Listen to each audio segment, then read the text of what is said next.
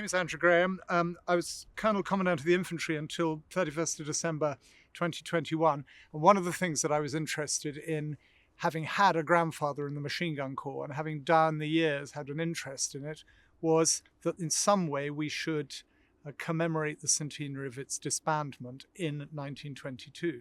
Both my children, 2 of my 4 children, were baptized in the Machine Gun Corps' font in Sandhurst Chapel, and so on and so forth. And of course, having had a grandpa in the Corps, in the Machine Gun Corps, as an Argyll, but as seconded to them, I thought, it's something we ought to do. And Richard, of course, is such a knowledgeable and sort of energetic person around the whole Vickers machine gun generally, but perhaps what specifically, but also the Machine Gun Corps generally, that for some reason he got together with my father, I got together with him, and along it came, and it's entirely due to him that we had this 16-gun shoot today.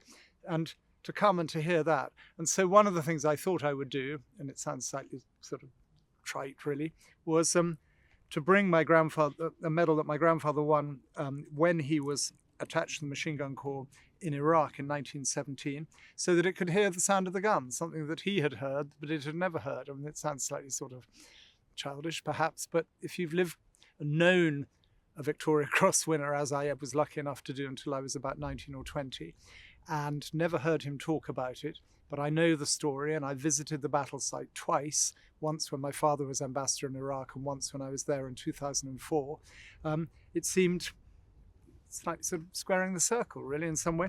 This is the original Victoria Cross awarded to my grandfather for his actions in a battle, the second day of the Battle of Estabelat on the 22nd of April 1917.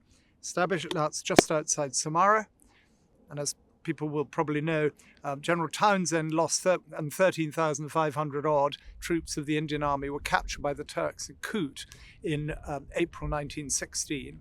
General Maud, who just left Gallipoli, came along and was given 4 divisions to, as it were, right the wrongs or in some way avenge the defeats at Gallipoli and the defeat at Kut, and to recapture Baghdad, and also in doing so to secure the oil refinery in Abadan, and also ideally grab as much potential oil fields as there were before the war ended.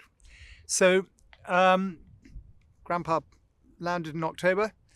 We have his original, I have his, in the family, we have his original diary, we have his original training notebook, we have all the watercolours that he did during the journey, and that's going to be published by the association as the next in their series of publications, which is a real treat and privilege, but actually it is pretty unique to have all of that sort of detail and to be able to pair it with the medal.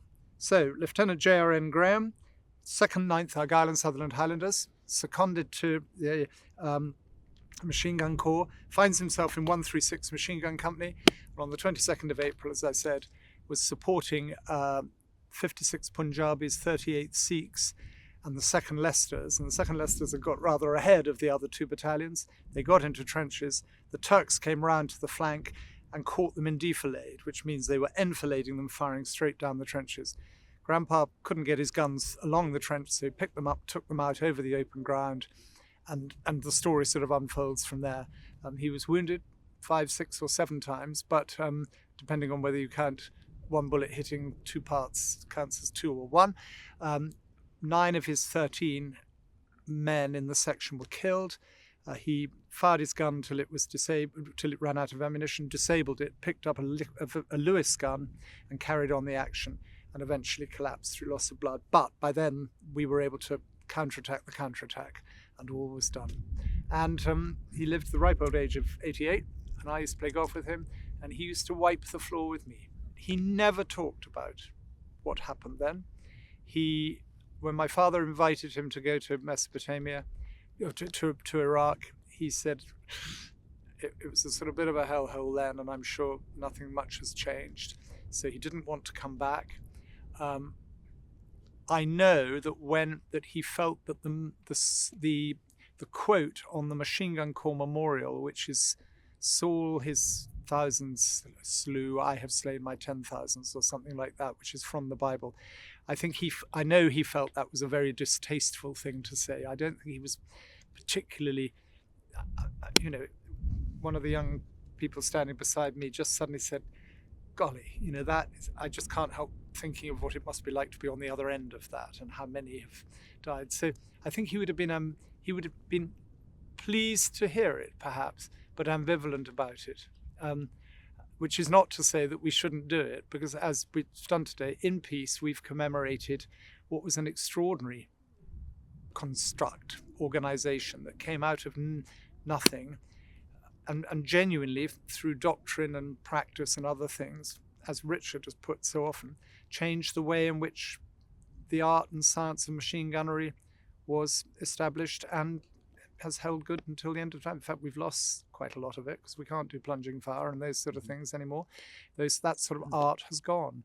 And to me, anyway, that's the way it was.